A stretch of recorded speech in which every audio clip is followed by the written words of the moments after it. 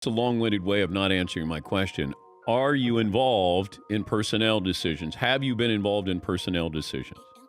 Not as much. I don't, I think that, Do you for me, want to be involved, Russ? that dialogue should happen more often, in my opinion.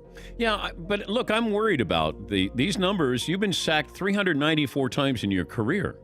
So you're going to be the most sacked quarterback in the history of the game. Why? Yeah. 9 NFL seasons, a Super Bowl ring, and undying loyalty to a team and its city. All of a sudden, tensions have boiled over in the Emerald City, and Russell Wilson seems like he's on his way out. So what changed exactly? Most of this controversy stems from Russell Wilson's recent comments on the success of athletes like LeBron James and Tom Brady. Freedom to go to teams and get the organizations to hand them the keys to the car and get a championship. Similar to Tom Brady, Russell Wilson's greatness has been somewhat overshadowed by the fact that in his most successful years, he has never won an MVP, and his lone Super Bowl win is largely and probably rightfully credited to the Legion of Boom, one of the greatest defenses in NFL history. Brady fixed his problem when he left the Patriots, who he had won 6 rings with, leaving for Tampa Bay and won his 7th in the very first season of playing, as we just saw. This was just one of the talking points coming out of this Dan Patrick interview. For me personally, I think that I want to be able to be involved, because at the end of the day, it's your legacy, it's your team's legacy, it's the guys you get to go into the huddle with, and at the end of the day, those guys you got to trust. When you think about, one of the reasons why Tom went to Tampa was because he felt like he could trust those guys, and Bruce was going to give him an opportunity. I think for every situation, you have to be able to go into a situation. You think about guys like LeBron. He was able to, be around great players that he can trust. So can you really blame Russell Wilson for wanting that? Can you blame him for not wanting to get hit as much? Can you blame him for wanting a seat at the table when the Seahawks make personnel decisions to win another Super Bowl championship, the ultimate goal in the NFL? I certainly can't. So what exactly did happen for Russell Wilson to finally speak his mind and tell the world about how he really feels? When this season started, the let Russ cook phenomenon had been going on for a long time now. Since Wilson's contract extension and him becoming one of the best quarterbacks of this generation, Pete Carroll had still been stuck in his old ways of controlling possession by running the ball and limiting turnovers by not throwing it, and letting the defense get after the opposing offenses. So chucking the ball all over the field, risking turnovers, and speeding up the pace of play really flies in the face of Carroll's ideology.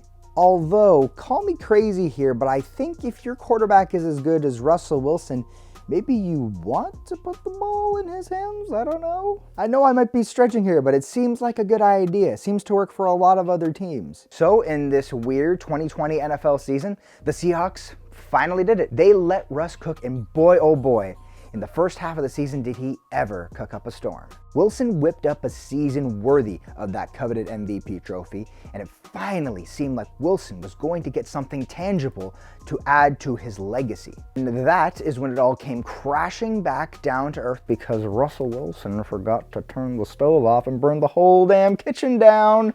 Week 9 versus the Buffalo Bills, Wilson was brutal. He looked desperate, giving the ball away 4 times as the Seattle defense also could not keep up with Josh Allen in a 44-34 loss. The very next week, Wilson had his worst game of the season versus the Rams, ending his MVP campaign for good, with 6 sacks, completing just 58% of his passes, and he turned the ball over 3 more times in a 23-16 loss to their division rivals. And in the midst of all these turnovers, Carroll did what he had not done Wilson's entire career.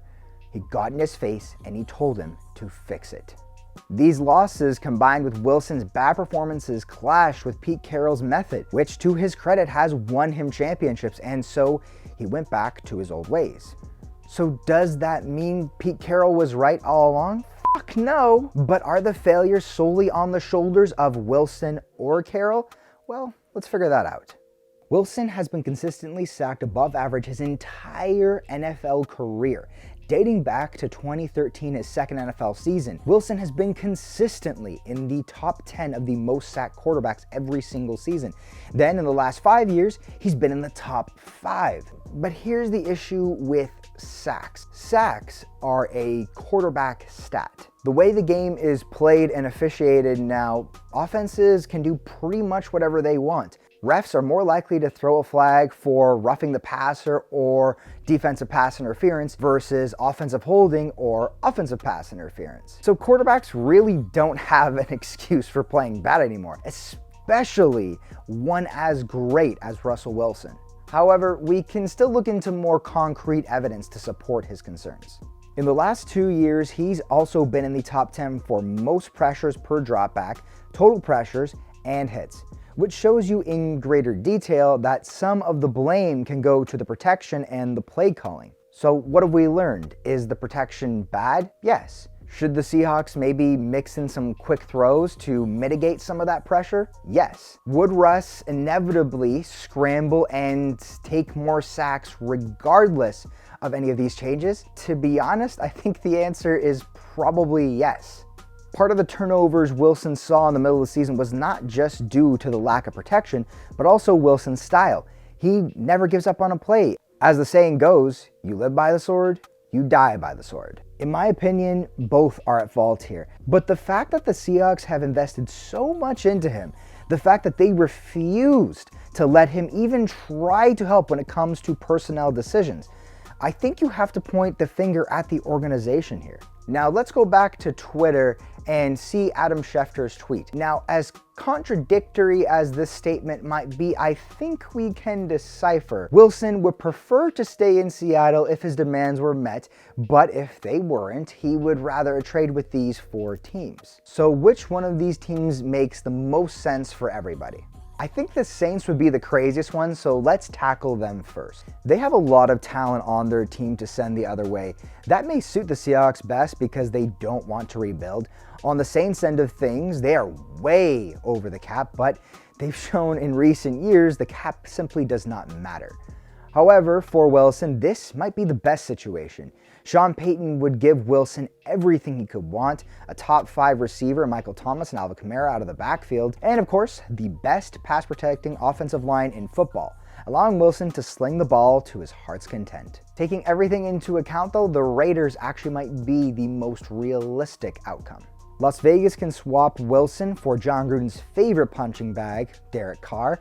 He would be a perfect fit for Seattle's ball control offense. Unfortunately for the Silver and Black, they don't have a ton of weapons now, and they may have to give up some to get Wilson in the first place. Third on this list is the Dallas Cowboys, which actually might be the coolest of these 4 landing spots. Their once great O-line is aging, but still better than most in the league. They have Mike McCarthy as head coach, but despite his flaws, he will want to throw the ball all the time. Plus, Amari Cooper and CeeDee Lamb would easily be the best weapons Wilson has ever had. Dallas would ship a franchise-tagged Dak Prescott, who prior to injury was lighting defenses up. Seattle could also take the 10th overall pick in the draft as an insurance policy and basically have no worries over rebuilding. Lastly, we have my Chicago Bears, who are amazingly even in this discussion.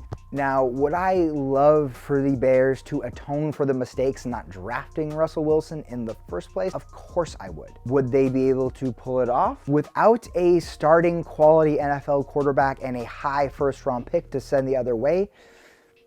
Probably impossible, but let's just talk about it anyway. To get this done, they would have to give up a ton of draft capital and maybe a younger, less expensive player on defense because they have nothing on offense to offer.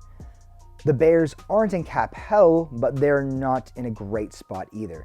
They would have to make a cut or two, especially if they want to give Wilson something to work with and re-sign Allen Robinson, who would be a perfect pair. Lastly, I will say I actually think Matt Nagy is starting to turn things around and become a solid head coach and offensive mind. So long as they don't give up too much, this could be a great deal, although a very one-sided one for the Bears. Lots of options for everyone.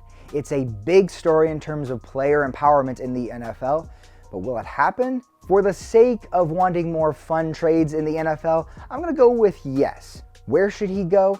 I'll let you guys decide that in the comments below because I'm sure you guys have an opinion or two. But until the next one, peace out. Hey everybody, thanks for watching this video. If you enjoyed it, please drop a like, share it with your friends, and subscribe to Lingo Sports and Lingo News for a whole lot more just like this.